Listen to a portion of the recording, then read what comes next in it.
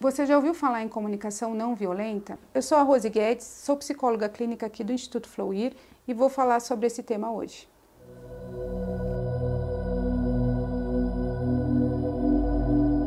A comunicação não violenta é aquela em que eu separo os fatos da minha interpretação com empatia. Os estudiosos sobre comunicação não violenta trazem a ideia de que quanto melhor a gente se comunica, menos a gente agride.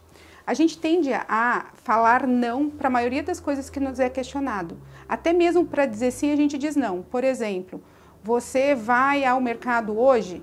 Não, mas se você precisar eu vou. Isso é claro, eu estou sendo clara na comunicação e não estou sendo violenta. Mas se eu disser não e disser sim, eu vou estar trazendo uma perspectiva distorcida para a pessoa que está ouvindo.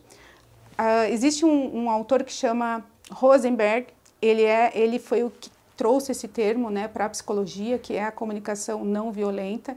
Esse tema é estudado para várias áreas, não só no casamento, mas no casamento ela tem uma característica específica, né? Quando a gente pensa na comunicação não violenta, ela tem alguns passos a ser seguido, e isso indifere se é no tratamento individual ou no tratamento de casal, e a gente tende a trabalhar isso, né, na terapia de casal. O primeiro passo é quando eu observo uma necessidade do outro. Eu vou dar um exemplo, né? O meu filho deixou a meia suja no quarto, né? A depender de como eu comunicar isso, eu posso ter a minha necessidade atendida. Mas para isso, eu preciso reconhecer, né, observar a situação e interpretar ela pelo fato e não pela minha interpretação.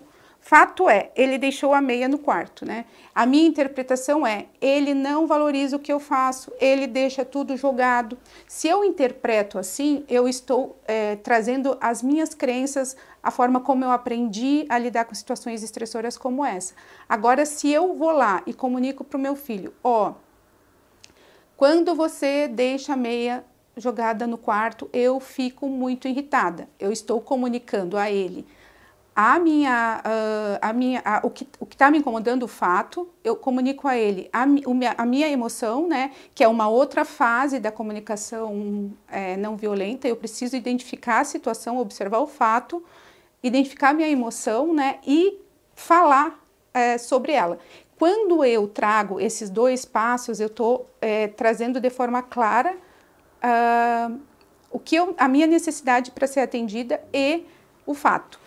Quando eu vou para o outro passo, que seria fechar esse assunto, que é do tipo assim, da próxima vez que você jogar a meia, vou te pedir para jogar no cesto. Eu estou tendo a minha necessidade atendida, porque a minha necessidade é de que aquela situação não seja abusiva, porque quando eu digo você nunca faz como eu quero que você faça, eu estou dizendo que ele está invadindo um espaço que não é dele. E isso acaba fazendo com que eu responda de uma forma agressiva. Só que quanto mais eu observo, né, a comunicação não violenta, ela traz muito essa questão da observação da situação. No casamento também não é diferente, né? Se a gente pegar os exemplos da toalha molhada na cama, né? Ninguém quer dormir numa cama úmida, fato, isso é um fato. A pessoa deixa ali, ela não deixa porque ela quer deixar a toalha, ela deixa por N fatores, inclusive por questões clínicas às vezes. Uma pessoa com déficit de atenção, ela acaba deixando não porque ela quer deixar, ela deixa porque ela não tem esse repertório de organização espacial, ela tem uma dificuldade,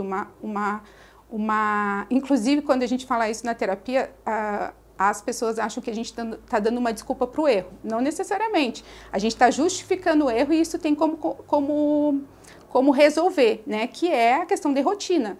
Se a pessoa, por exemplo, que tem um transtorno de déficit de atenção, ela tem uma rotina, isso não vai acontecer. O que falta, às vezes, é entender o porquê desse comportamento.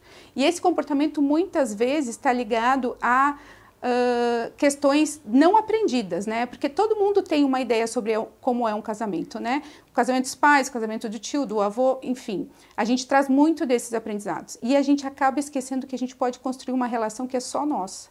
Então, pensando nisso, né, na comunicação não violenta, primeiro passo, observar a situação.